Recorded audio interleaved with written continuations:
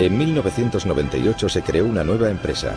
Su misión iba a ser organizar la información del mundo y hacerla accesible y útil para todos. Se calculó que tardaría unos 300 años en alcanzar esa meta.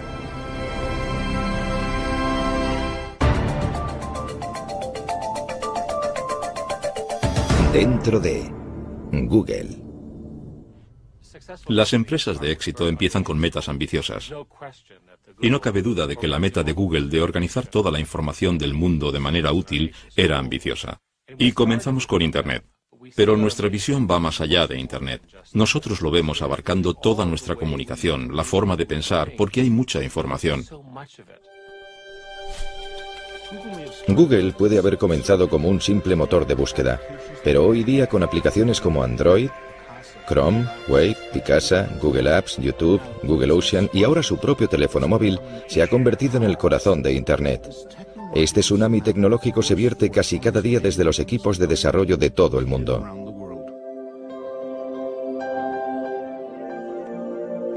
En el proceso, Google se ha convertido en la aspiradora global de los datos digitales. Se calcula que maneja 20 petabytes de datos al día, el equivalente a 130.000 millones de fotos o 5.000 millones de canciones en un iPod. También gestiona más de 1.000 millones de búsquedas al día, y esas búsquedas dejan una huella digital de cada persona que visita el sitio. Una de las cosas interesantes de las búsquedas en Google es que realmente es una base de datos de intenciones. Es una increíble colección de lo que estás pensando en cada momento, basándose en lo que estás buscando, en lo que estás escribiendo en los emails. Y cualquier institución con acceso a este tipo de información puede tener poder sobre ti o tener un efecto negativo potencial sobre ti. ¿Sabes lo que puede ser esto? ¿Sabe alguien lo que es esto? Los fundadores de Google, Sergey Brin y Larry Page. En todo el mundo la gente entra en Google. Vale, bien. No me había dado cuenta de lo que era cuando lo he visto. Pero esto es lo que me ha ayudado. Esto es lo que gestionamos en la oficina, que va a tiempo real. Y cada uno de esos puntos son entre 20 y 30 búsquedas. Su meta definitiva es convertir a Google en una entidad omnisciente. Esta sesión es sobre el futuro. Así que voy a hablar un poco sobre el tema. Y para cumplir con la misión de crear el motor de búsqueda perfecto, hay que ser inteligente. De hecho, ese motor de búsqueda será inteligencia artificial. Eso es en lo que estamos trabajando. Es algo irónico que usen una imagen del ordenador rebelde HAL de la película 2001 Una Odisea en el espacio para promocionar un mensaje tan benevolente. En parte queremos hacer del mundo un lugar mejor. If I ruled the world, every day would be the first day of spring. En solo 10 años, Google se ha convertido en una de las mayores y más atípicas empresas de Silicon Valley. En ese tiempo ha cultivado la imagen de ser una presencia masiva pero benigna, si bien esa percepción pública está cambiando. Cuando Google comenzó a escanear y digitalizar millones de libros, diversos autores y editores, en lugar de alegrarse, iniciaron una serie de demandas por la violación de derechos de autor. Poco después de que se lanzara Google Noticias, Google se convirtió en el objetivo de una condena por parte de los medios impresos, que lo acusaron de eliminar sus ingresos publicitarios y de ser responsable del desplome de los ingresos editoriales. O con la página YouTube, propiedad de Google, la industria de la música y la televisión vio un competidor muy peligroso que minaba sus métodos tradicionales para hacer dinero. Y cuando Google comenzó a fotografiar las calles, los defensores de la privacidad pusieron el grito en el cielo. Sea cual sea la forma en que se expanda Google, siempre parece estar acompañado de caos y descontento. Y cuando la polémica surge, Google recurre al lema corporativo nacido de la aversión de uno de los primeros empleados de Google a la jerga corporativa. Yo venía de Intel y tenía la idea metida en la cabeza de que no quería trabajar en empresas grandes. Me interesaba algo un poco más provocativo, algo más interesante, algo que causara controversia. Y allí sentado en la reunión estaba intentando pensar en algo interesante y lo que me vino a la cabeza fue simplemente no seas malvado. Cuando llegué pensé que era una broma. Pensé que era una historia de marketing interno de la empresa. Y un día estaba sentado en la sala, nunca lo olvidaré. Estábamos hablando de publicidad y uno de los ingenieros, Ron, dio un puñetazo en la mesa y dijo, «Eso es ser malvado». Y de repente se hizo el silencio. Era como si todo el mundo hubiera saltado por la mesa y se hubiera escondido debajo. Y de repente centró la conversación en si este cambio en concreto era positivo o negativo para los clientes. Y acabamos no implantándolo por esa razón. No es un mal lema, pero está mal planteado, porque es cada vez más difícil decir que uno no es malvado al pensar en el alcance de distintas actividades en las que participan los proveedores de servicios. Ya no se trata solo de búsquedas. El motor de búsquedas Google nació en ese centro de innovación tecnológica que es el Departamento de Informática de la Universidad de Stanford. Larry Page y Sergey Brin se conocieron en la universidad en 1995. Tenían mucho en común. Sus padres eran profesores universitarios y sus madres científicas. Ambos nacieron en 1973. Ambos crecieron con ordenadores y amaban todo lo relacionado con ellos. Nuestro programa de doctorado es muy selectivo. No fue como si al presentarse el primer día yo dijera, «Oh, vaya, es la persona más inteligente que he visto en mi vida». Héctor García Molina era uno de los asesores de Sergey Brin. Trabajaba con él en problemas de extracción de datos. Lo que destacaba de Sergey era su edad. Cuando llegó como estudiante de doctorado tenía 19 años. Eso era lo primero que se te quedaba al verle, que era un chico muy joven, que sabía mucho y era muy inteligente. Sergey Brin, nacido en Rusia, era un prodigio de las matemáticas, amante de la natación y la gimnasia. Larry Page era el inventor que quería cambiar el mundo.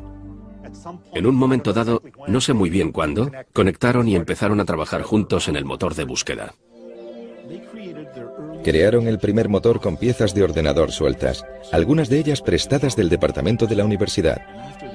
Tras agotar sus ahorros, se les ocurrieron ingeniosas soluciones para sus limitados presupuestos.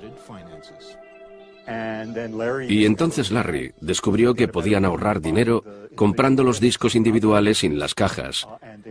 Y construyeron su propia máquina obteniendo más almacenamiento por el mismo dinero. Con una estructura hecha con bloques de juguete y la salsa de su algoritmo secreto, al que llamaron Backrub, elaboraron un revolucionario motor de búsqueda. Se veía enseguida que el orden de las páginas era mucho mejor que el que estaba ofreciendo Altavista. A mediados de los 90, Altavista, como casi todos los buscadores, solo buscaba texto, ordenando los resultados según la cantidad de veces que aparecía la palabra clave. El motor de búsqueda de Larry y Sergey era mucho más sofisticado, gracias a un algoritmo matemático que se fijaba en la cantidad de links de entrada y salida de las páginas web. Cuantos más links, mayor era el rango.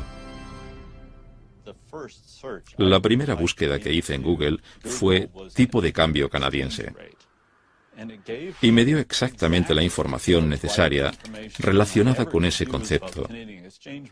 Y odio usar esta expresión, pero me quedé de piedra por el hecho de que podía encontrar justo lo que quería rápidamente. Creo que se dieron cuenta de que trabajar en este proyecto en el contexto universitario no les daba el alcance y la escala que realmente necesitaban para que funcionara de verdad. Así que dijeron, dejemos de estudiar de momento, creemos la empresa, pongámosla en marcha y luego volvemos y terminamos la investigación. Larry y Sergey se preparaban para abandonar Stanford y crear su empresa que para entonces ya habían registrado como Google, un término matemático mal deletreado que equivale al número 1 elevado a 100. Mientras, seguían asistiendo a clases de informática. Y presentaron unos trabajos que habían hecho sobre el motor de búsqueda y, claro, dado mi interés, quise formar parte de ello. Google obtuvo su primer empleado, Craig Silverstein, otro estudiante de doctorado. Al principio éramos 3, y parecía que eso iba a ser así por mucho tiempo. Nos preocupaba mucho el ambiente. Hubo algunos candidatos que no contratamos, aunque parecían bien preparados técnicamente, porque no nos parecía que encajara su personalidad para trabajar con nosotros. Los 3 estudiantes de Stanford abrieron su cuartel general en un garaje siguiendo el tópico de Silicon Valley. La empresa empezaba a expandirse. Yo entré en enero de 1999, pocos meses después de que se creara la empresa. Había otras 4 personas en la empresa, incluidos Larry y Sergey en ese momento, y alquilaban la mitad de la casa a alguien que todavía vivía allí, y que ahora es el vicepresidente de Google. Y los ordenadores, todo el mundo trabajaba en despachos, o dormitorios más bien, y el garaje estaba incluido. Y creo que ahí teníamos la impresora, y una mesa de ping-pong. Pero no toda la empresa estaba en el garaje. Claro que trabajábamos en el garaje. Yo me aseguré de que así fuera. Era un día al mes o quizá 2 días al mes. Pero yo me empeñaba en que de vez en cuando fuéramos al garaje y trabajáramos allí. Yo quería poder decirle a la gente en un futuro que habíamos empezado en un garaje. Así que quiero que conste que empezamos en un garaje. Solo que el garaje lindaba con una casa que tenía habitaciones. Cuando Google creció demasiado para el garaje, se trasladó su cuartel general a un espacio de oficinas normal en el centro de Palo Alto. En esa época estábamos en Palo Alto. Era como una ciudad-restaurante. Mi meta era ir a uno distinto cada noche. Cenábamos por ahí casi siempre. Y lo cierto es que también comíamos al mediodía fuera. La empresa se expandía rápidamente y pronto se trasladaron de nuevo, pero esta vez tenían menos restaurantes alrededor. Larry y Sergey decidieron que sería más eficaz y rentable tener su propia cocina con su propio chef. El elegido tenía un currículum en el que constaba haber sido el cocinero del grupo Grateful Dead. Al principio me ofrecieron acciones. Yo estaba muy reacio. Hablé con mi padre del tema. Oye, papá, hay unos tipos que quieren que les dé dinero por acciones. Una empresa privada. Y me dijo, es un timo, no les creas. No les des ni un céntimo. Al contrario que otros motores de búsqueda, la página de inicio de Google era limpia y eficaz, sin molestos anuncios de publicidad.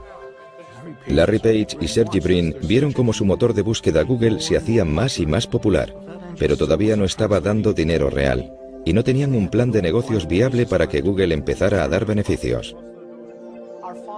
Nuestros fundadores decidieron que íbamos a aguantar todo lo posible sin meter publicidad, pero creo que la idea brillante llegó cuando pensaron, ¿por qué no tenemos anuncios que sean simplemente texto y que no tengan imágenes móviles ni nada que distraiga? Basándose en la búsqueda, Google proporcionaría anuncios sencillos para que la gente hiciera clic sobre ellos. En octubre de 2000, Google se embarcó en un nuevo negocio, la publicidad online. Casi inmediatamente, el dinero de la publicidad comenzó a entrar a raudales, y la presión creció sobre Larry y Sergey por parte de sus inversores capitalistas. Querían un presidente experimentado que dirigiera la empresa. Larry y Sergey escogieron a un experimentado veterano del mundo tecnológico, Eric Smith.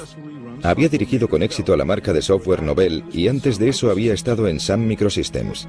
Pero quizá lo más importante para los fundadores era que compartía el perfil de ingeniero informático comprometido con una ambición empresarial. Google ha optado por la postura de que la creatividad se da en los empresarios individuales dentro de la empresa. A menudo tienen una idea, pero no tienen tiempo para desarrollarla. Así que inventamos un concepto llamado 20% de tiempo. Y el personal técnico de la empresa le animamos a que pase el 20% de su tiempo profesional con cosas que le parezcan interesantes a ellos, no a nosotros. El empleado número 23, Paul Bacate, creador del lema "No seas malvado", fue también el ingeniero que en un solo día inventó Gmail, un programa de correo electrónico interno para usuarios de Google. Había muchas objeciones para crear Gmail, pero una de las principales es que con el correo electrónico no se podía hacer dinero. Pero había una idea por ahí que decía que quizás podríamos hacer publicidad personalizada. Por ejemplo, si te llega un mail sobre un viaje para esquiar, te salgan anuncios sobre equipos de esquí o guantes o algo relacionado. Decidió intentar escribir algo de código para ver si era posible que los ordenadores de Google escanearan los mensajes de Gmail y mostraran anuncios adecuados. Cuando llegué al día siguiente, la gente estaba muy exaltada con el tema. No todos para bien. Algunos lo consideraban una idea terrible. Lo que recuerdo de las reuniones, que fueron hace más de un año, es el constante debate sobre las características, si este tipo de publicidad funcionaría y todo eso. Al final decidimos intentarlo. Y de hecho, cuando lanzamos Gmail el 1 de abril, fue considerado en gran parte como una broma. La introducción de los anuncios personalizados de Gmail en 2004 demostraron no ser un añadido más a la creciente línea de negocios de Google. Google se había convertido en una máquina de hacer dinero con la publicidad. Cuando hablamos de publicidad, la oferta pública inicial de Google ha recibido más publicidad que cualquier otra en la historia. Cuando Google se preparaba para su oferta pública inicial de acciones, tuvo que revelar un secreto bien guardado, que tenía unos ingresos y beneficios muy considerables. Aquello cogió por sorpresa a los expertos en inversión y convirtió las acciones de Google en un bien muy preciado. Así, el 19 de agosto de 2004, el primer día de las acciones de Google en el mercado, se crearon cientos de millonarios. Aquellos primeros inversores y primeros empleados de Google habían dado con el lingote de oro. Para la gente que se mete en una empresa por el dinero, la OPA es muy importante. Cualquier estrategia de salida, que te compre otra persona, tener una oferta pública, lo que sea, es algo importante y hace que te replantees la vida porque has cumplido tu sueño. Me va bien. Estoy tranquilo. Soy lo que mucha gente consideraría rico. Me considero rico. Larry y Sergey estaban más allá de la riqueza. En apenas 6 años se convirtieron en multimillonarios. Su empresa, Google, se había convertido en uno de los mayores motores de búsqueda del mundo. Incluso había entrado en diccionarios como verbo. Google como herramienta tecnológica se había convertido en parte de la cultura popular. Y la percepción de los jóvenes de que la empresa era una mezcla de residencia universitaria con un paraíso friki hacía que recibieran más de 1 millón de solicitudes de trabajo al año. Vienes a Google y por primera vez te da la sensación real de que la gente sabe lo que hace y que saben más que yo. ¿Qué se siente al ser uno de los pocos elegidos para ser parte de Google?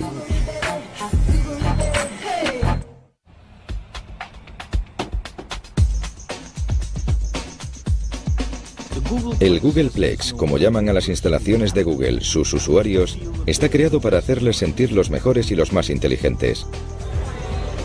Merecedores de comida gratis, un servicio subvencionado de masajista, lavandería gratuita y una barbería sobre ruedas. Creo que una de las mejores cosas de Larry y Sergey es que fueron muy inteligentes y muy brillantes, pero creo que de lo mejor que han hecho es asegurarse de estar rodeados de la gente más inteligente y brillante que pudieran encontrar. Google recibe más de 1 millón de solicitudes de empleo al año, pero para entrar a formar parte de los 20.000 empleados de la empresa hay que pasar por un interminable laberinto de pruebas y entrevistas. Regin Seth, otro licenciado en informática de Stanford, había trabajado en empresas de alta tecnología antes de intentarlo en Google. Creo que me hicieron alrededor de 10 y 15 entrevistas, y la última fue por fin con Larry. Así que un día vine y me senté en el despacho de Larry Page para tener una entrevista con él. Y me preguntó cosas difíciles. Yo no sabía cómo me había salido, pero al parecer le gusté lo bastante como para que me ofreciera un puesto. Entre los empleados más valorados de Google, justo por debajo de los ingenieros informáticos, están los APM, o Managers de Producto Asociados. En gran medida, Google contrata a asociados como yo, recién licenciados, para poder inculcarles de alguna manera, como a mí, la forma en la que Google quiere que se comporten. La mayoría son jóvenes, recién licenciados con un expediente académico increíble y se les da una gran cantidad de responsabilidad y autoridad nada más empezar su carrera. No estamos dando mucha prioridad a eso ahora mismo, porque no pensamos que vaya a poder sustituir a la página de inicio desde el primer día. En la cosecha más reciente de APMs hay un canadiense, Jeff Harris. El trabajo que estoy haciendo es de manager de producto asociado, diseñado para gente con una formación técnica, pero que en el día a día no tiene por qué trabajar con código. Mi trabajo al final es comunicarme con los ingenieros que sí trabajan con código constantemente y asegurarme de que todos ellos estén trabajando para el mismo fin. Acabo de cumplir los 22. Creo que la mayor sorpresa al trabajar en Google es ver lo abierto que es respecto a todo lo que hacemos. Puedo mirar en nuestra web interna y ver detalles de todos los proyectos, algo genial desde el punto de vista organizativo. Puede que Google sea transparente internamente, pero como muchas otras compañías técnicas de Silicon Valley, es muy sensible sobre lo que pueden informar los extraños. Tanto el código en las pantallas de los ordenadores como los garabatos de las pizarras que parecen estar por todas partes. Creemos que hay que tener pizarras por todas partes, porque eso fomenta la creatividad. Puedes dibujar cosas, comunicar ideas y trabajar con otras personas en esa idea. ¿Se puede publicar en programación el lanzamiento al mismo tiempo o...? Sí. Muchas veces la gente saca el teléfono, hace una foto de la pizarra y la envía por email. Eso acaba siendo parte de las notas de una reunión. Además de las pizarras y la comida gratis por todas partes, otra característica de las oficinas de Google es la ausencia de papel. Nosotros trabajamos en gran medida sin papel. Una de las cosas que hacemos aquí es dar portátiles a los empleados para que se los lleven a las reuniones. Las notas se toman electrónicamente para poder compartirlas automáticamente con la gente. Existe un apetito insaciable por lo nuevo y lo innovador que abarca un amplio espectro de tecnologías. Google siempre está al acecho. Obviamente no todo se inventa en Google. También tenemos equipos que buscan tecnología punta en empresas pequeñas que podamos elegir, comprar, que podrían aprovechar la infraestructura de Google. Con dinero y acciones de sobra, Google puede adquirir las empresas que más le interesen. Así fue como YouTube se convirtió en un producto de Google, así como Google Earth y Picasa, además de un procesador de textos llamado Writely. Writely era un procesador de textos online. Lo abrías como una página web y funcionaba como un Word. Google se fijó en él porque estaba consiguiendo fama. Google compró Writely y contrató a sus fundadores para que lo siguieran desarrollando. Mi experiencia ha sido como la de un niño haciendo barquitos de papel en un arroyo, algo muy divertido. Y de repente aparece un señor y le dice al niño, esto está muy bien. Toma este montón de planchas de acero y este ejército de soldadores y hazme un batallón de buques de guerra. Writely se ha introducido en Google Docs, un procesador que mueve datos del ordenador personal del usuario a los servidores de Google. Es un poco raro. Es raro. Ahora soy un señor de 42 años con la barba canosa. No soy tan mayor, pero aquí hay un porcentaje del 90%, no sé. No sé lo que es. Aquí hay muchos ingenieros jóvenes. No es que me importe, para mí es interesante. Creo que todo el mundo llega a un momento en su carrera en el que todo le parece obvio. Me gusta el ambiente técnico de la empresa. No me intimida. Soy un programador muy productivo y trabajador. Me encanta el código. Todos me temen. Así que no me molesta.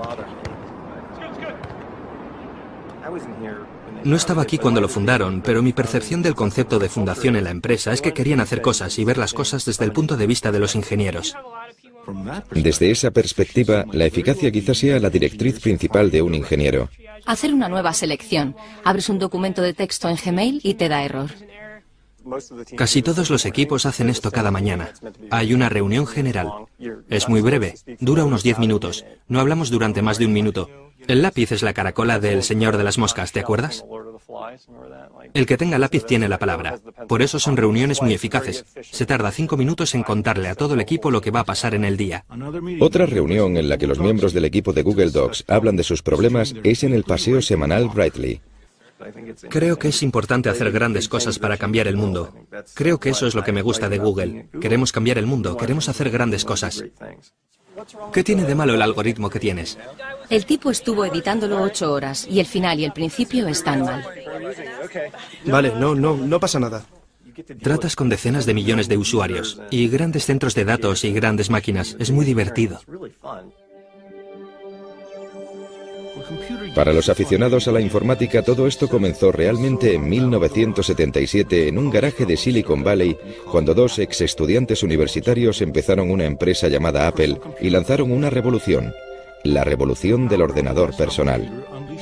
El poder de este aparato se desató con todo su potencial en millones de hogares y oficinas de todo el mundo, cambiándolo todo. Pero ahora más que nunca, tras un cuarto de siglo en nuestras vidas, el ordenador personal ya no tiene ese atractivo original que tenía al principio. Google ha puesto sus miras en lanzar otra revolución, eliminar la necesidad de tener ordenador personal. Quiere almacenar todos los datos posibles en sus propios servidores. Una de las cosas que creo que no se aprecian desde el principio, incluido Stanford, y que se les daba genial, es minimizar costes al crear sistemas informáticos. Y han seguido teniendo esa habilidad de proporcionar una gran potencia informática a un coste relativamente bajo. Desde el inicio, Google ha hecho que sea una prioridad fabricar lo más barato posible en materia de servidores y almacenamiento para gestionar las búsquedas de Internet. Y con el crecimiento de Internet, ha crecido la necesidad de más capacidad informática. Google crea grandes centros de datos. Usamos componentes de ordenadores personales y luego construimos sistemas especializados para poder gestionar la gran escala necesaria. La escala es vital para Google. No solo tiene acceso a una potencia casi ilimitada, sino que quizá lo más importante es que ha acumulado una ingente cantidad de datos, datos que se pueden utilizar para pruebas a escalas inusitadas para los nuevos ingenieros informáticos. Mi compañero y yo estábamos hablando de unas ideas y estábamos barajando algo que más tarde se convirtió en algo parecido a Google Bookmarks. Hicimos algunos cálculos y vimos que sería alrededor de 4 petabytes de datos aproximadamente. Tampoco es mucho. Y esa frase, 4 petabytes de datos tampoco es mucho, es algo que un mes antes de entrar a trabajar en Google me habría sorprendido mucho oír saliendo de mi boca. Esos nada menos que 4 petabytes son el equivalente a 4 millones de gigabytes, cifras tan largas que es casi imposible para los mortales llegar a entenderlas. Como la memoria aumenta en capacidad y se reduce en precio, Google está pasando a algo llamado computación en nube. La idea de este concepto es coger toda la información y ponerla en un servidor donde los profesionales la gestionen. El problema es que hoy tenemos todo guardado en los ordenadores. Se nos cae, lo rompemos, lo borramos, es un desastre. ¿Por qué no poner todo lo importante en otro sitio, que esté seguro, que esté bajo control? Está disponible siempre que lo necesitas en todos tus dispositivos, donde quiera que estés. El traslado a este concepto está iniciando una revolución en nuestra forma de comunicarnos, de trabajar, de jugar e incluso de vivir. La gente se pregunta qué va a pasar con la información personal, con los registros bancarios, con la información sanitaria, lo que sea, pero yo no lo controlo. Está ahí en alguna parte. Tengo que confiar en que el que lo tiene no haga nada que yo no quisiera que hiciera. ¿Podría ser esta nueva jugada la manera clandestina de los gobiernos y las grandes empresas de acceder en secreto a nuestros datos personales?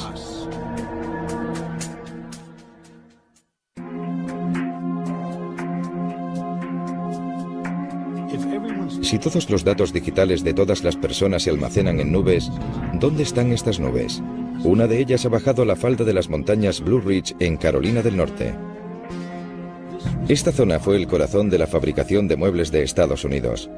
Pero en los 90, la mano de obra barata del extranjero acabó con el empleo, dejando una economía devastada y un gran exceso de electricidad. Y resulta que los centros de datos informáticos son voraces consumidores de electricidad para poder alimentar a los servidores y enfriar las grandes cantidades de agua necesarias para la refrigeración. La ciudad de Lenoir tenía de sobra de ambas cosas, y a finales de 2005 Google llegó, pero llegó camuflado y en secreto. Desde la perspectiva de Google, al menos como yo lo veo, era que la carrera para construir estos centros de datos era tan intensa y la información, al menos para ellos, tan confidencial, que no querían que sus competidores se enteraran de lo que estaban haciendo. TJ Rohr es abogado y miembro del Consejo Municipal de Lenoir City. Él participó activamente en las negociaciones a puerta cerrada con Google. Nos daban datos que no podíamos contarle a nadie. Google tiene una actitud de o lo tomas o lo dejas. Estas son nuestras condiciones, si las quieres bien y si no, nada. Los desesperados funcionarios locales y estatales estaban ansiosos por llegar a un acuerdo que trajera a Google a este devastado condado. Le ofrecieron a Google una exención fiscal de 30 años en propiedades y equipo. En un periodo de 30 años, se calculaba que eran como $165 millones. De estos almacenes digitales que cuestan unos 600 millones de dólares cada uno, fluye un río de datos. Aquí están los correos electrónicos, las fotos, la música, los vídeos, los mapas y las búsquedas que han hecho de Google el gran recolector de información. Google no quiere divulgar cuántas granjas de servidores tiene por todo el mundo, pero se rumorea que hay alrededor de 30, todas conectadas digitalmente y firmemente plantadas en tierra. Pero eso podría cambiar. Google ha enviado la patente para crear centros de datos en alta mar. Alimentados con las últimas tecnologías en control de energía de olas, los servidores de Google estarían en barcazas. La expectativa es que los servidores marinos sean mucho más baratos de mantener, ya que desde luego no habría que pagar impuestos de propiedad inmobiliaria. Todavía queda por desarrollar el modelo, pero Google es una corporación a la que le gusta ir rápido en lo que respecta a la tecnología punta. No obstante, se tomaron su tiempo para abrir las oficinas en China. El crecimiento del uso de Internet en China es increíble. En 2009 los usuarios de Internet eran más numerosos que toda la población de Estados Unidos.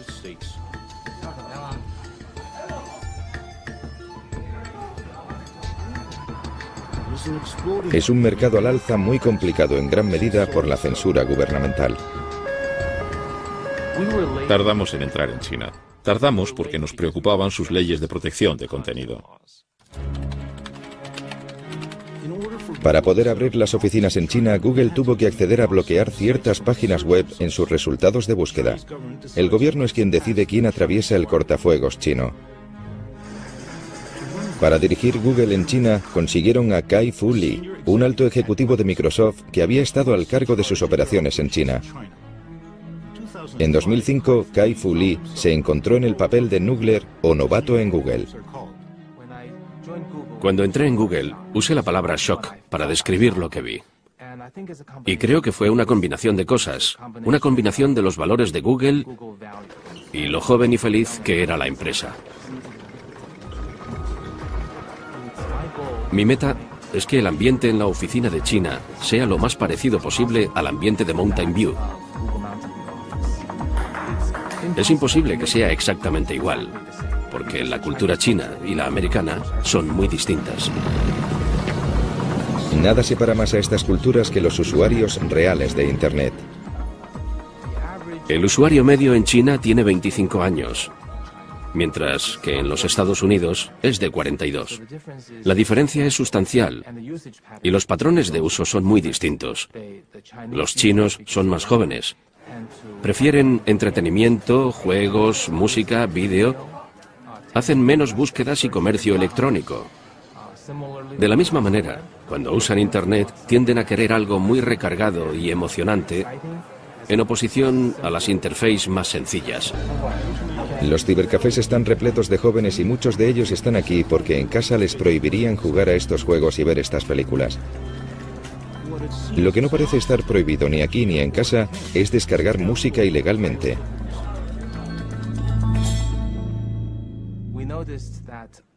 Nos hemos fijado en que la mayoría de los chinos en Internet descargan música pirata o sin licencia con otros motores de búsqueda.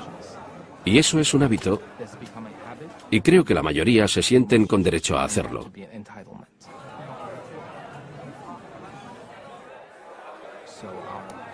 Nuestros esfuerzos por crear un pago por descarga o un servicio de suscripción acabaron con una conclusión clara: no íbamos a conseguirlo. Un ingeniero de Google y un manager de producto usaron su 20% de tiempo para crear Google Music, para descargar música gratuitamente con el apoyo de la mayoría de las discográficas. Esperamos que la fórmula no solo tenga éxito y sea popular, sino que sea rentable para las discográficas, para nuestro socio y para nosotros. Mientras el gobierno chino parece tolerar la piratería musical, muestra menos paciencia con Google, acusando recientemente al buscador de difundir pornografía. Google está registrado en China, así que hemos de seguir sus leyes. Sean cuales sean.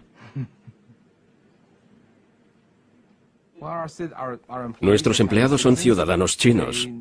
Ellos tienen que seguir la ley china donde quiera que trabajen. Seguir la ley china implica que las búsquedas en Google desde el interior de China de cosas como Falun Gong, independencia del Tíbet o plaza de Tiananmen daban resultados muy distintos a los que encontraríamos fuera de China.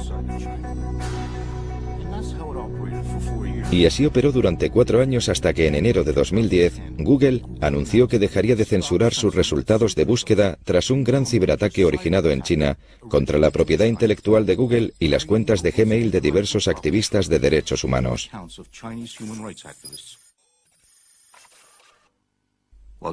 China insiste en que su ley ha de obedecerse, pero Google advirtió que si las discusiones con el gobierno chino para operar un buscador sin filtros no daban frutos, la empresa cerraría su sede en China.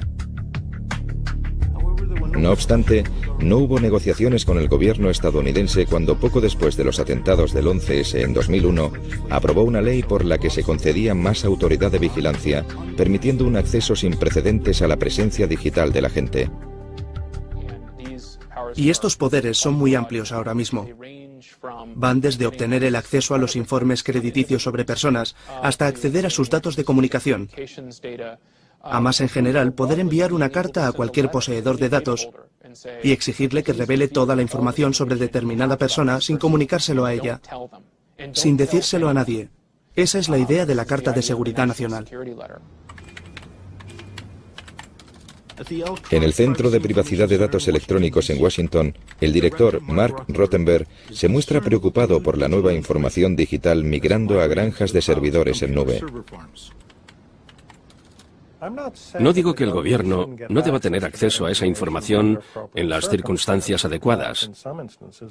De hecho, en algunos casos es vital perseguir el crimen y favorecer las investigaciones. Pero necesitamos perspectiva, responsabilidad, transparencia. Y el problema con la computación en nube es que va a ser mucho más fácil para el gobierno realizar este tipo de espionaje sin que la gente sepa que sus datos personales, sus registros, están siendo investigados. He pedido a gente de Google que informara de cuántas citaciones y órdenes de registro les llegan al mes. No hay que decir nada más. No hay que decir de quién o para qué, solo un número. ¿Cuántas reciben? Pero no les gustó la sugerencia. La rechazaron inmediatamente. Mientras el gigante Google sigue digitalizándolo todo a su camino, acumula nuevos adeptos. La ciudad de Washington ha optado por desvincularse de Microsoft y se ha pasado a las aplicaciones de Google. Su oferta de una vida más barata, segura y colaborativa en su nube demostró ser demasiado jugosa como para rechazarla. El factor de la confianza es vital para toda la marca. Si Google quebrantara la confianza de alguien, la prensa nos destrozaría y de repente la gente retendría su información, dejarían de buscar, nuestros ingresos bajarían, sería terrible, terrible para la empresa y terrible para ellos. Por eso nos lo tomamos muy en serio. Hay gente que no confía en este altruismo inocente, de que realmente creamos productos que mejoran a los usuarios. Ven intenciones ocultas, de que intentamos controlar el mundo, cosas así. Pero ¿qué puedo decir? Procedemos de entornos académicos, no pensamos de esa manera. Pero Google también tiene que preocuparse de un grupo de principiantes dispuestos a cambiar el mundo de las búsquedas. Descartando el modelo original de Google de un buscador de datos, se están acercando a la misma idea desde otro ángulo. Quieren controlar el poder de lo que se conoce como la sabiduría de los amigos. Creo que este es el sitio que va a definir los próximos años lo que Internet y el mundo van a ser. ¿Por qué entonces algunos de los grandes representantes de la búsqueda social son extrabajadores de Google listos a retar a su ex empresa?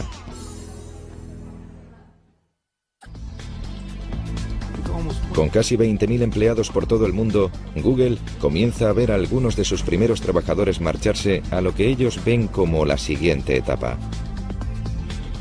En un barrio obrero de San Francisco, una empresa nueva de Internet tiene abundante ADN de Google. Varios de sus fundadores son extrabajadores de la empresa, pero su compañía Adbar quiere ir más allá de Google y transformar la búsqueda en sí. Nos gusta llamarlo búsqueda social. Es la idea de que estás buscando a la persona adecuada en cada momento. Y no es que quieras saber su biografía, es que quieres interactuar con ellos. Porque ellos saben algo que te puede ayudar en cada momento. A veces no está escrito como tal en una página web, pero alguien en alguna parte sabe la respuesta. Y todos tenemos redes sociales. Aardvark es simplemente una herramienta que te permite utilizarlas. No lejos de allí, en un centro industrial en Silicon Valley, hay otra empresa de redes sociales con su propia e impresionante lista de ex-Googles que incluye a Paul Bucket, el hombre que acuñó quizá atinadamente el famoso lema de Google, "No seas malvado".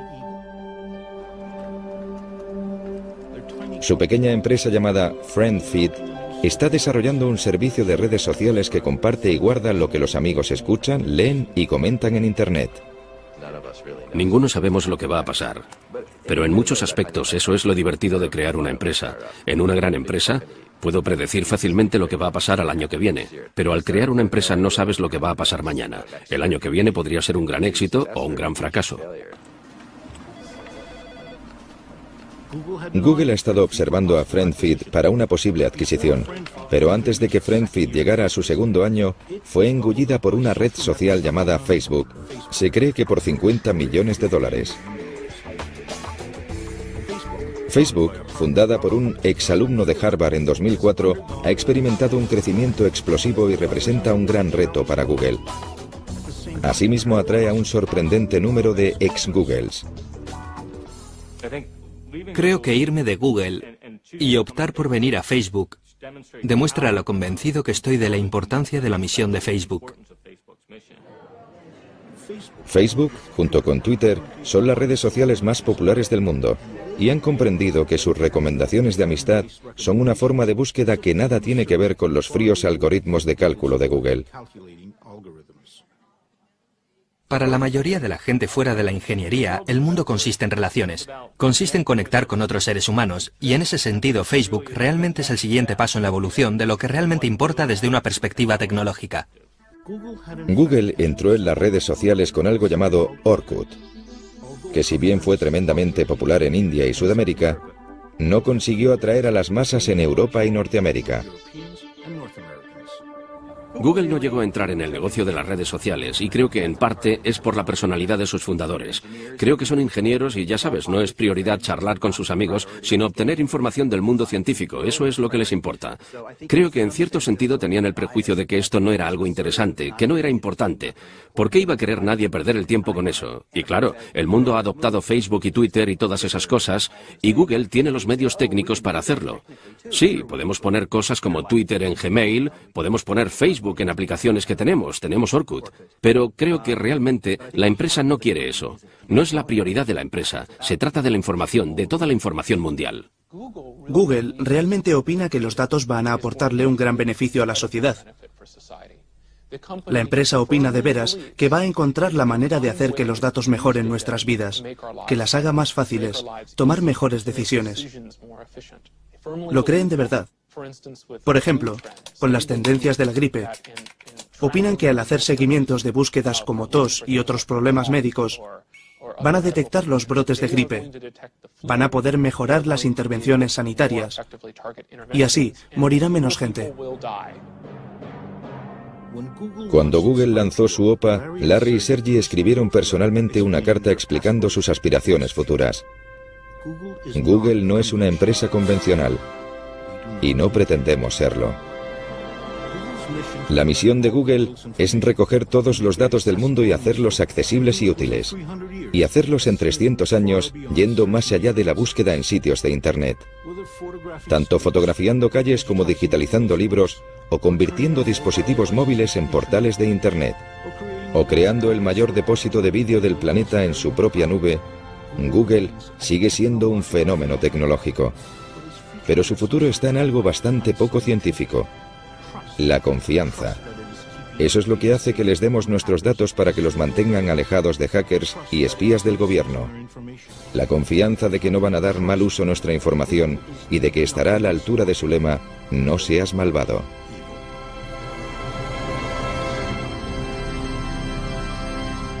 En febrero de 2010, la empresa de red social Aardvark fue adquirida por Google por $50 millones. If I ruled the world, there'd be happiness past that no man could end.